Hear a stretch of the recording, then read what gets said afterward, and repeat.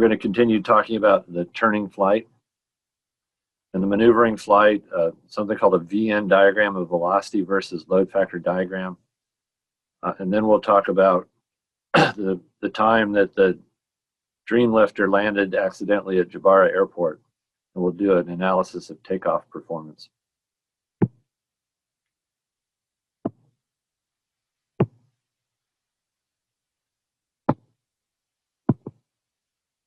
All right, so you should be seeing my screen here, a notepad.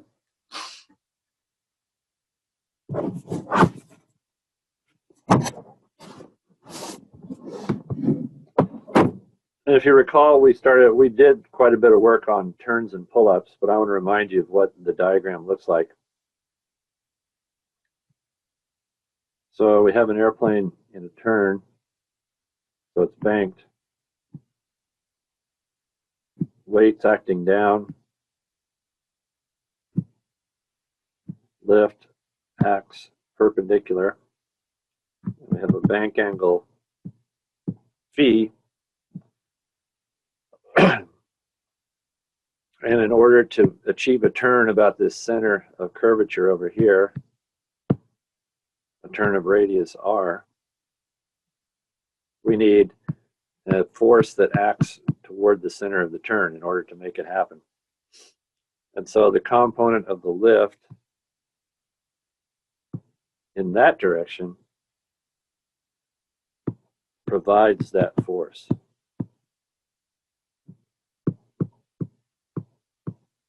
So here's our free body diagram, and we see that the lift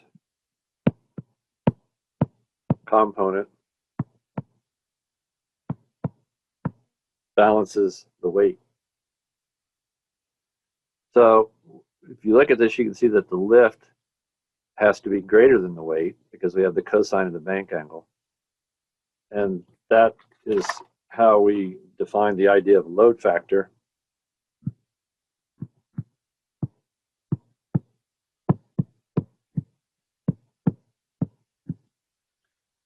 As the lift divided by the weight.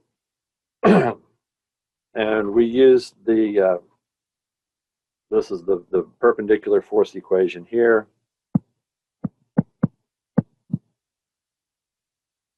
And if we look at the sum of the forces parallel,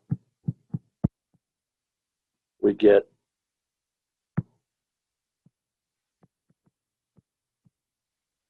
that L sine of phi provides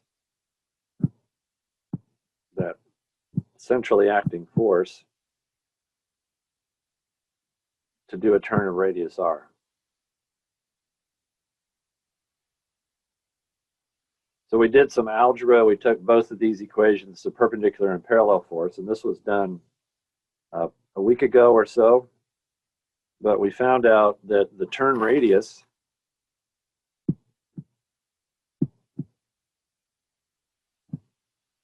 depended upon velocity and load factor according to this equation. And what this says is to do a tight turn, that is a minimum turn radius, we need a maximum load factor. And that's going to come from the maximum lift, because the weight stays the same.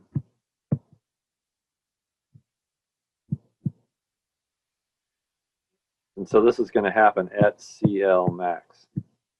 So that's the stall. So the maximum CL you can get gives you the maximum lift, and it gives you the maximum load factor for the tightest turn. So that's for a turn.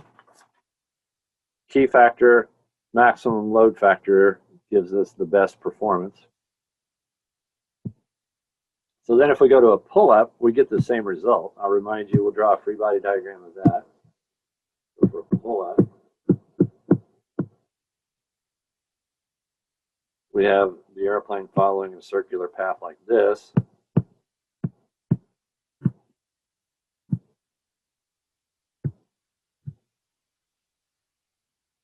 At the bottom of the loop, the lift has to balance the weight in addition to providing the centrally acting force to give the turn happen. So this equation, remember, was much easier. Lift minus the weight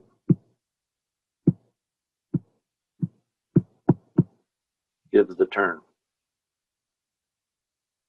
And again, using some algebra, actually just straightforward solving for R here and putting it in terms of load factor,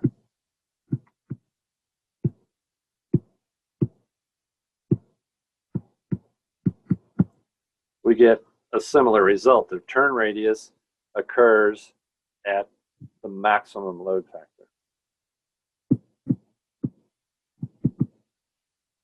So the tightest turn is at N max,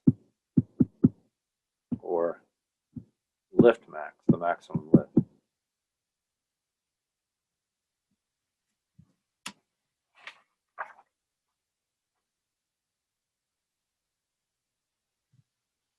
And so at a given velocity,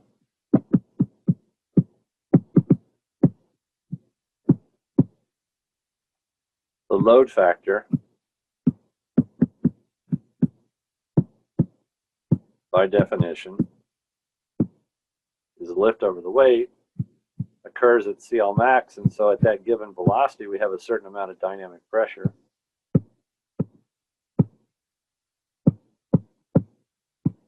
So we multiply the dynamic pressure times CL. We have to include the area of the wing, but that's fixed in here.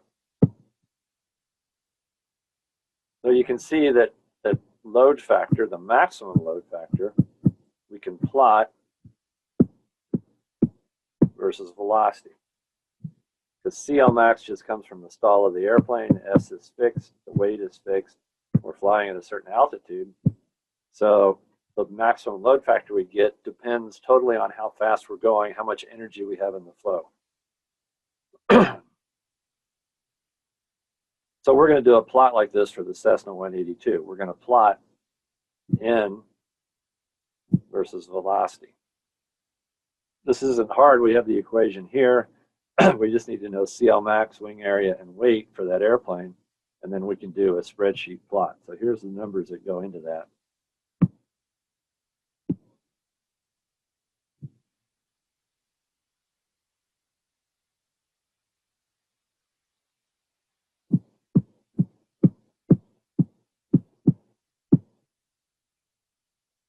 So for the Cessna 182, the data for that, stall for that thing,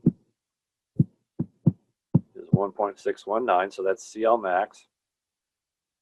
And we can actually do this for a negative load factor as well. We just need to know CL min. So we looked that up. So instead of doing a pull up, we can do a pushover. The same load factor formula applies. It's just a negative load factor. And we can plot the maximum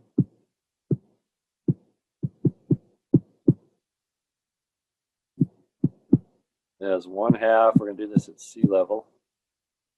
There's the density at sea level. We're going to plot versus velocity. So we're going to leave that there. The wing area is 174. CL max is 1.619. And the weight of the airplane is 2950. So that's all we need to plot for this airplane for the load factor versus velocity.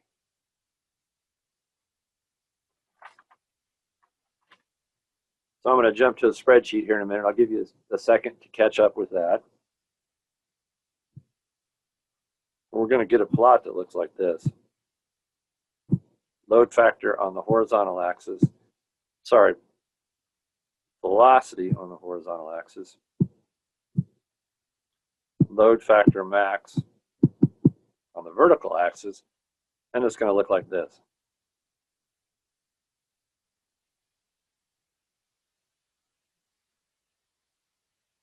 For a load factor of 1,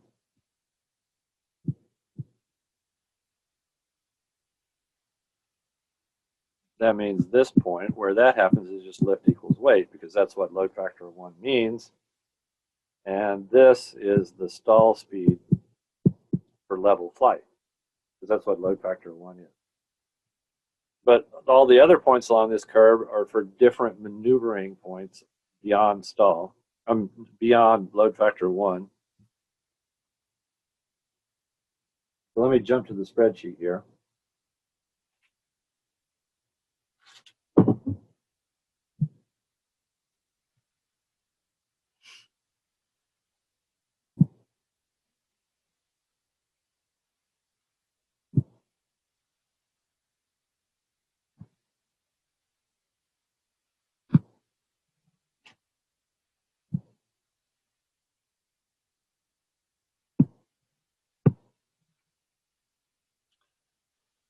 So here is exactly that plot. So in the first column, we just have velocity. We increment it from 20, 40, 60, 80, 100 by 20s. We're going to calculate the dynamic pressure as an intermediate value.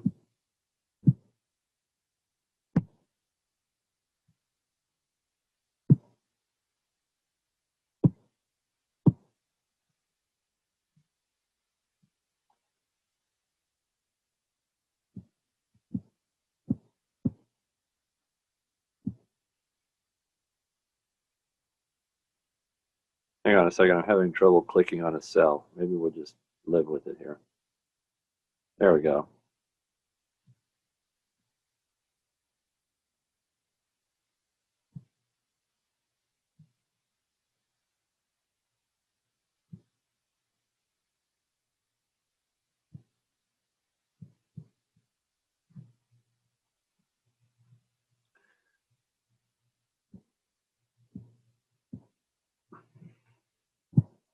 Wow, my finger's too big.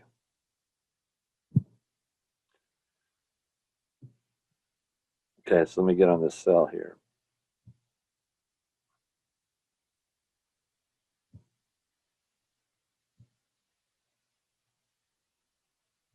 My apologies, I can't make it do what I want to do. Well, we can look at the spreadsheet here. So we're plotting velocity for velocity at 20. There we go. Then the dynamic pressure is just 1/2 density times the velocity squared. And then the load factor max is just going to be the formula that we wrote down. It's the dynamic pressure times the wing area times the CL max divided by the weight. And then for the negative load factor, we do exactly the same thing, except we use the negative CL, the CL negative CL max. And then column C is plotted as the blue line here versus velocity, and then column D is the magenta line. And this provides what's called the load factor envelope for the airplane. Now there's a couple other lines plotted here. There's a line here that says Nmax, and then there's another line here that says VNE. We need to talk about where those come from. And these are structural considerations, so they're not related to the dynamics of the maneuver that we just talked about, but they are structural limits.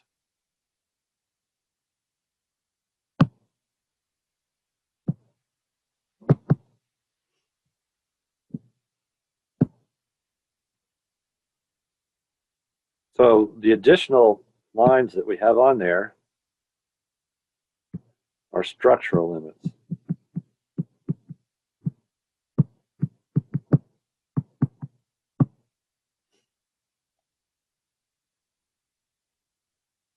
So there's an Nmax related to the structure. And if the lift gets greater than a maximum lift, just a total lift force, then you get structural damage.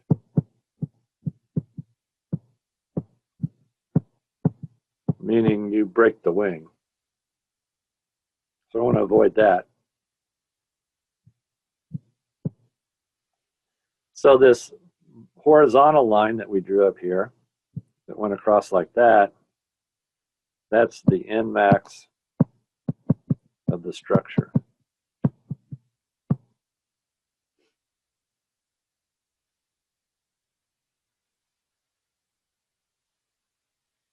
And then there's what was called VNE, which is the never exceed speed.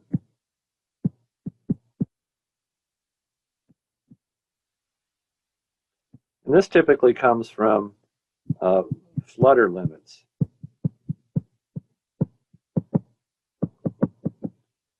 If you exceed this, then you're likely to get structural damage because the wing will start to flutter. It will start to flap an angle of attack just due to the nature of the structure interacting with the air. And so we have that limit as well. So that would be a VNE. So we draw that on the plot as well. So there's VNE.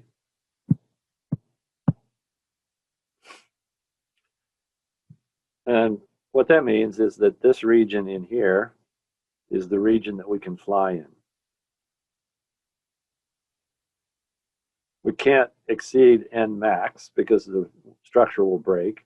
We can't exceed VNE in the horizontal direction because then we'll flutter. And we can't get outside the plot of Nmax because we'll stall. And so on the spreadsheet, that's what I've drawn. I've drawn VNE, Nmax, and then we draw the stall line, and that gives the entire flight envelope for the airplane as far as structures go. And so the envelope is that region bounded by positive G max, the VNE, and the maximum N. And then for negative G's, we have the other magenta line, and then a VNE, same VNE for it, and then an N min, essentially the negative G limit that we can have. The book talks about this spot right here.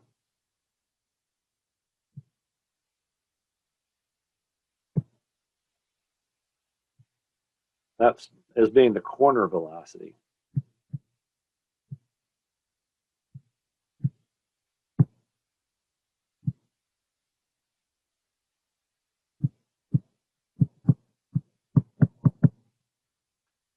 And they say that that's where you get the tightest turn because you're at Nmax on the Nmax curve and you're right at the limit of the structure. And so the wing is fully loaded, but it's not exceeding the structural limit, but you're not limited by the structural limit. So this is where you get the tightest turn, is right here at this G loading here corresponding to this airspeed down here, pulling that many Gs.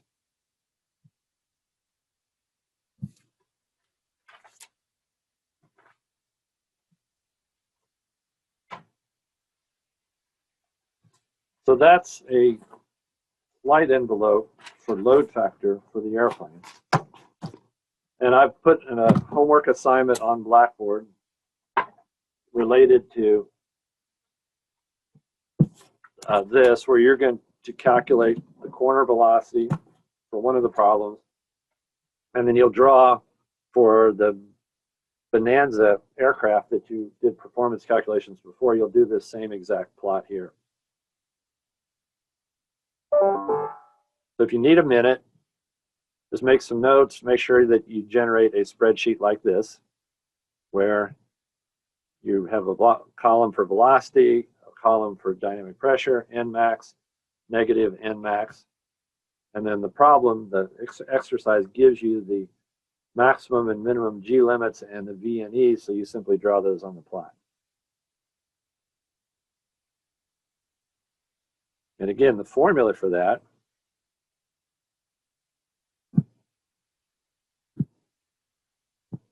is this one here, where you'll substitute in the appropriate numbers for the airplane in the example that in the homework problem that you're doing. So this is the magic formula you need. Everything else is given to you, and you simply plot that.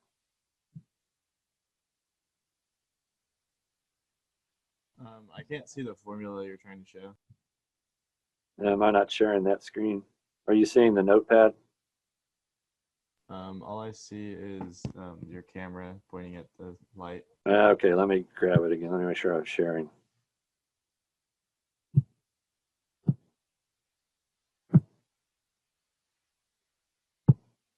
There we go. You should see it now, right? Yeah, I can see it now. So this is the formula that you need. Again, you'll substitute in the numbers for the Bonanza rather than the Cessna here. Or in terms of symbols, it's this formula up here.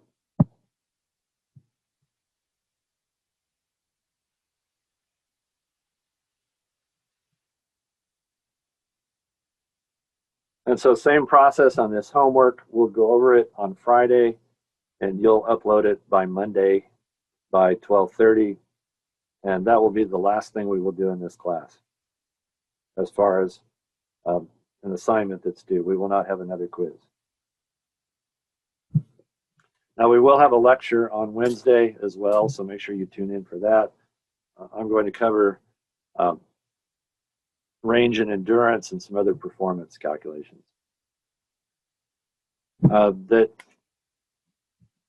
So tune in for that on Wednesday.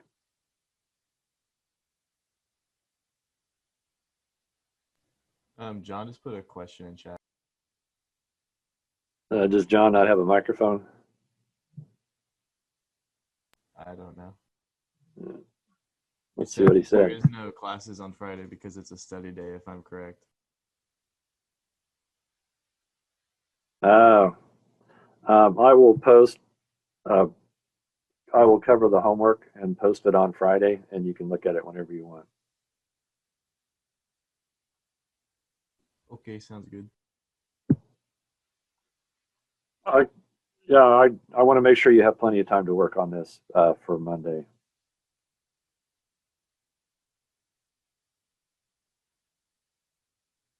All right, so next I want to show you an interesting thing that happened here in Wichita a while back, and it had to do with takeoff performance.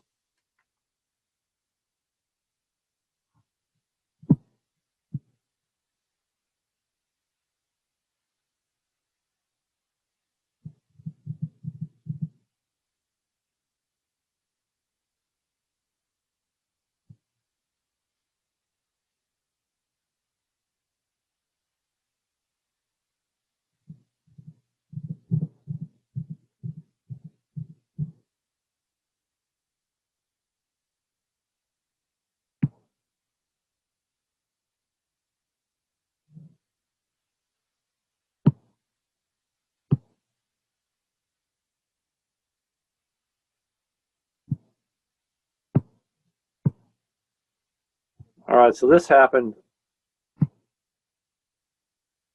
in 2013 here in Wichita, Kansas. The Dreamlifter is this airplane that carries parts of the 787 from Wichita to final assembly. And so this airplane landed in Wichita on a regular run to collect parts from Spirit Aerosystems. It's a modified 747. You probably heard about it, with a huge cargo bay. So what happened is here in Wichita, this Dreamlifter was intending to land in McConnell Air Force Base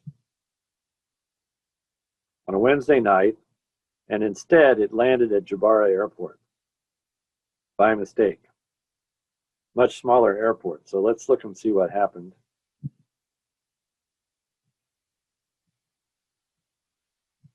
So here's a map of the east side of Wichita.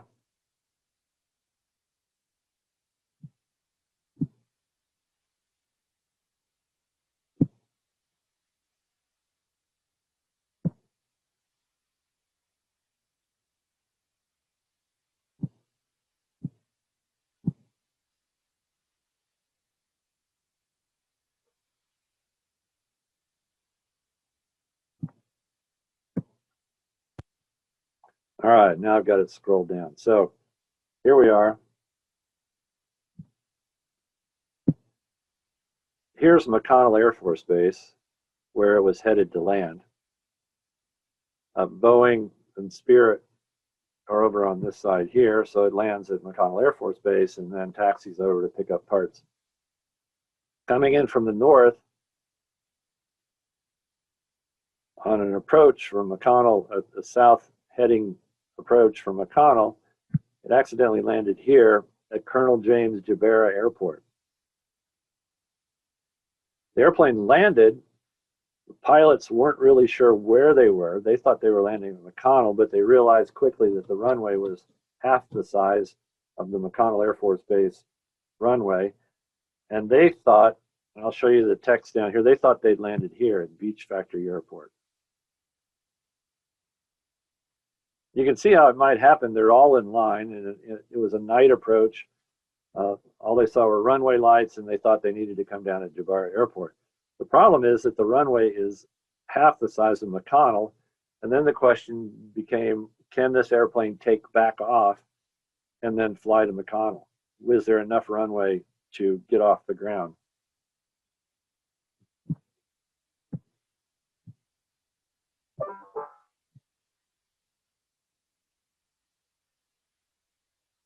Here's another picture of the Dreamlifter. They're loading some parts, fuselage sections on board the Dreamlifter. So what they did was they removed as much fuel as possible to lighten the plane so that it would be able to get off. There were even some issues with just turning the plane around at the end of the runway and getting it back up to the other end of the runway to take off, because there's such a limited amount of taxiway there for this big of an airplane.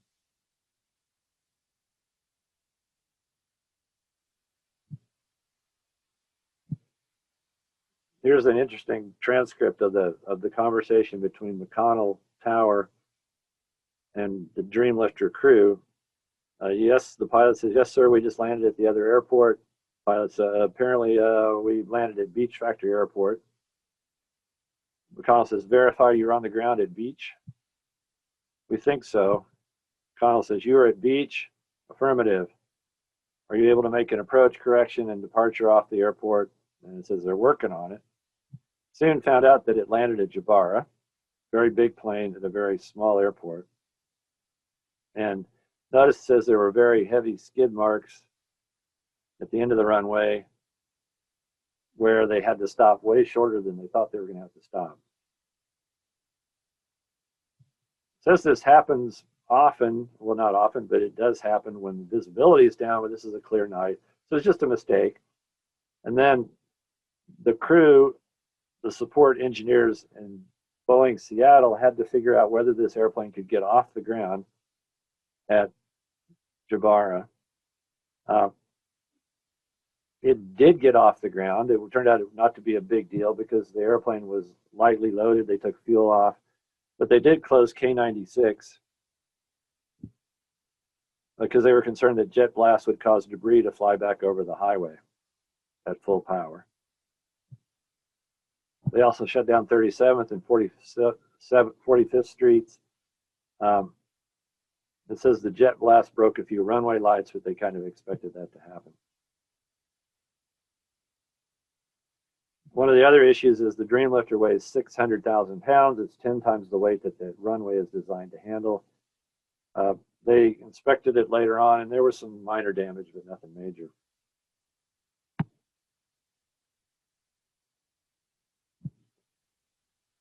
So now let's talk about the analysis that the engineers at Boeing had to do to figure out whether this airplane could get off the ground or not.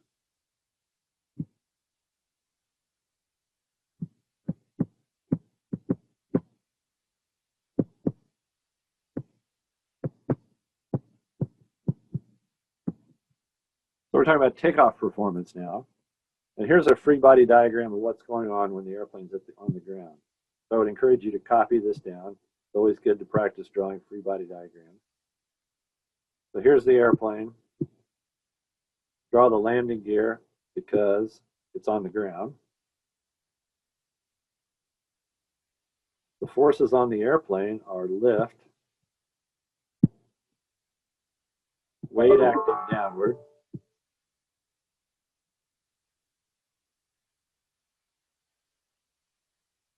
and a normal force on the wheels acting upward. So this is the wheels are resting on the ground. And then we have thrust forward and drag backward. And the drag model is going to have to include the fact that the airplane is on the ground. And there's also rolling resistance that we're going to call R in addition to just the drag. So our equations of motion are complicated a bit by the presence of the ground. And so if we write equations related to this, and let's write these. So some of the forces parallel are thrust minus drag minus the rolling resistance. And this is going to be accelerated flight because the airplane's going to start from 0 velocity on the ground and then accelerate up to takeoff speed. And we're going to do this full throttle. So the thrust is going to be the total available thrust. And the drag is calculated from a drag polar that includes the effect of the ground being there. So dynamic pressure times area. Here's the drag polar.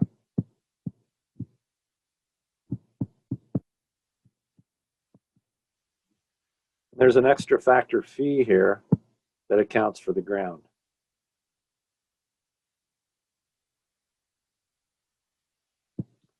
So that goes in to the force equation parallel. And phi, this formula is given in your book.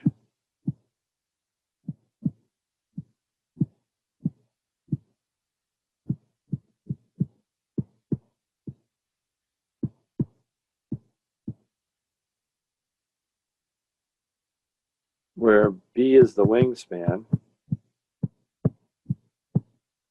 and H is the height the wing is above the ground.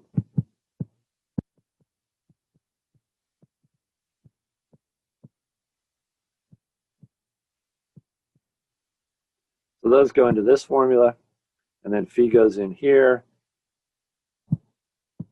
and that's our drag polar. So we can calculate the drag that goes in up here. What about the rolling resistance R that we need here? Well, that's going to depend, like any other resistance, friction, coefficient of friction,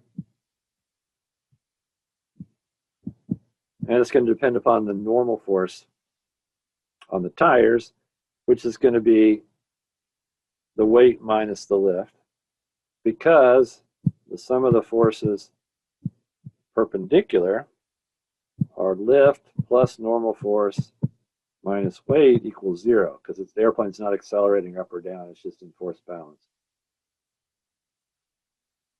So the weight minus the lift gives the normal force. And that's what feeds in to the rolling resistance friction model. So these are all the equations that we need to calculate takeoff distance. What we do is we integrate the equation that contains dv by dt all the way from 0 velocity up to takeoff velocity. And then that gives us the total distance that we need. So integrate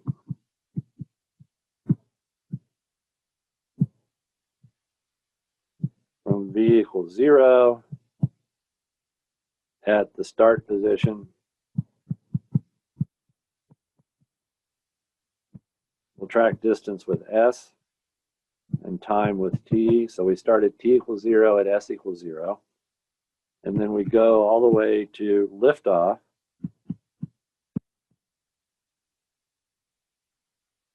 which will be at the liftoff position and the liftoff time. So we specify the liftoff velocity. It's usually 1.2 times the stall speed for the aircraft, because that gives you, it's not 1/2, 1.2.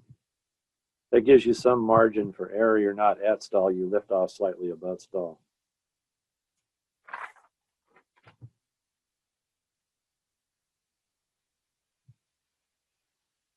So the last thing we need to note is that the velocity is a function of position. It's a function of time.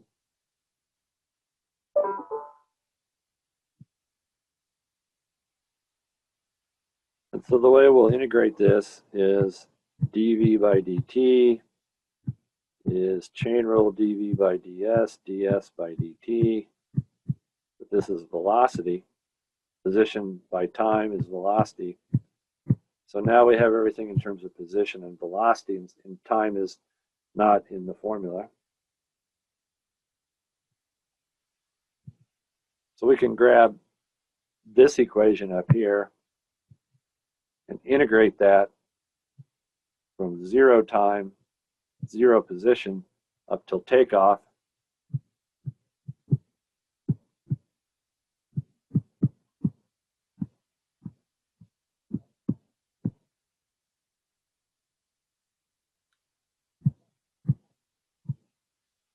So we put all the S's on one side and all of the velocities on the other side.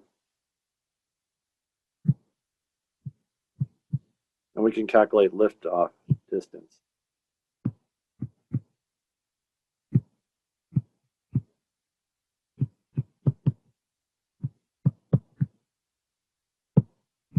So I just rearrange this to get all the velocities on one side. The drag and the rolling resistance depend upon velocity, so that's what goes into that.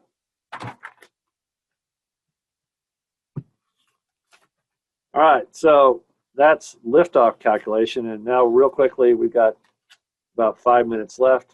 I'll show you an example calculation where we do this for the Dream Lifter to see how well it does.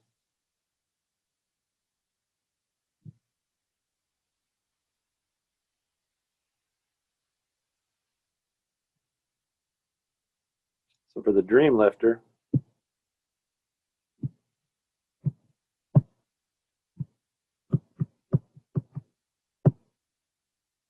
so essentially a 747 cargo.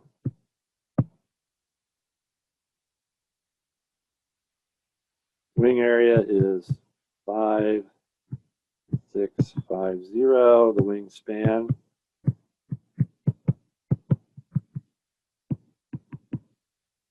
(211.5 feet. The weight that this was operating at when it's close to empty, still pretty heavy, 564,000 pounds. Doing this at the altitude of Jabara Airport.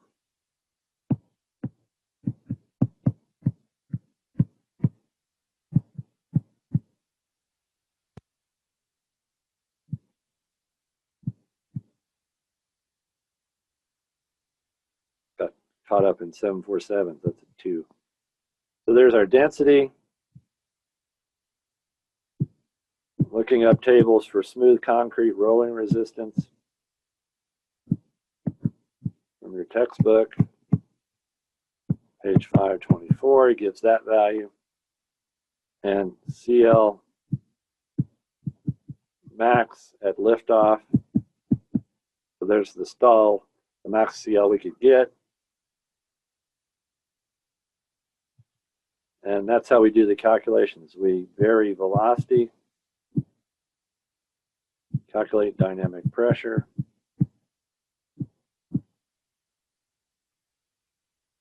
calculate lift,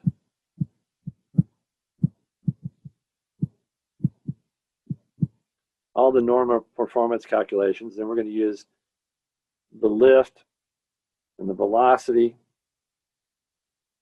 in the drag equation. So we calculate drag.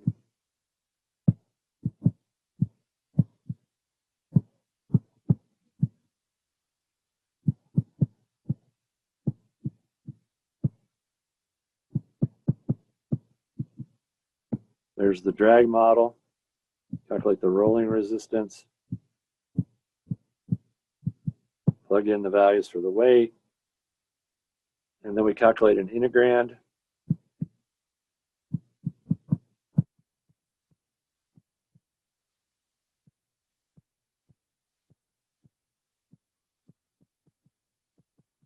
That's what we were integrating in our formula. And we do a spreadsheet. So we have velocity varying, and we do all of these calculations. Calculate the integrand, and then we simply add up the integrands times delta V, because that's what integration is. So we have the integrand times the velocity difference. So we're using a trapezoid type rule to integrate. And we can do a spreadsheet where we calculate all that stuff.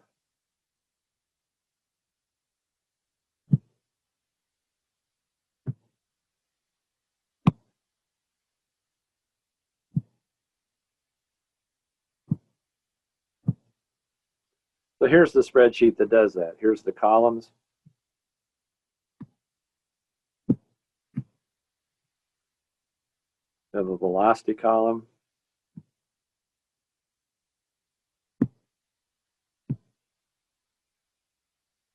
So here's velocity, here's dynamic pressure. There's lift equals CL max QS. Drag comes from the drag formula. We calculate the rolling resistance R from the formula, calculate the integrand, and then this is simply the sum of the integrand times delta V, and delta V is 10 because we're going in increments 0, 10, 20, 30.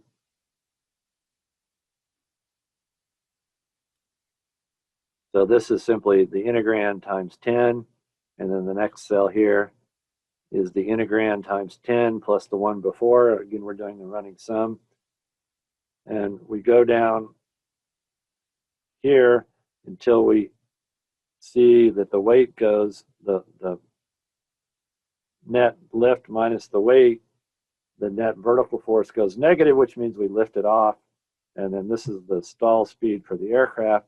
So we can see that the airplane got off the ground after 3,387 feet, which is pretty close to what actually happened. The aircraft did not need the entire runway. It went about halfway down, easily lifted off, and flew down to McConnell Air Force Base and landed.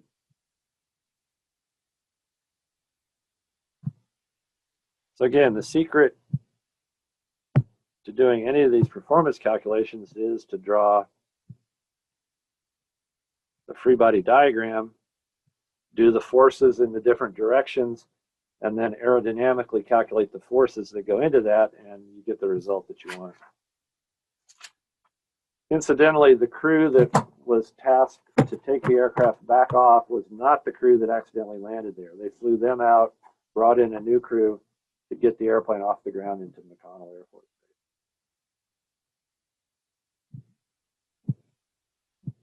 So let me scroll back down here so that if you got a little behind in writing this down, you can get the data for the example here for the Dreamlifter.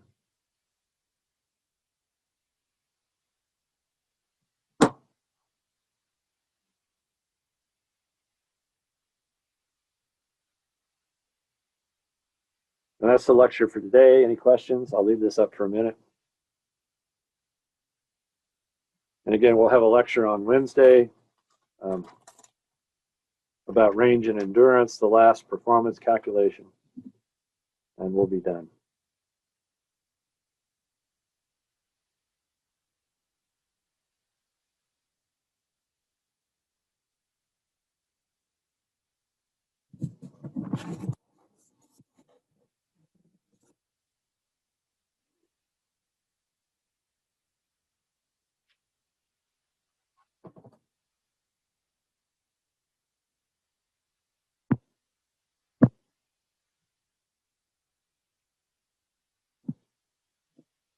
Any quick questions? Otherwise, we'll end this Zoom call. I'll post it to Blackboard and YouTube, and you can take a look at it again if you want.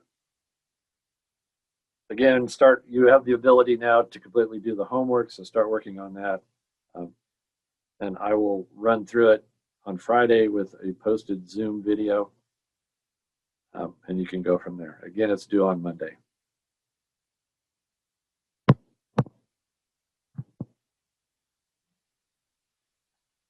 All right, hopefully everybody's safe. Keep in touch with your classes. I don't know how the other classes are going, but again, we're ending on Wednesday, and you have homework due the following Monday, and we're done with that.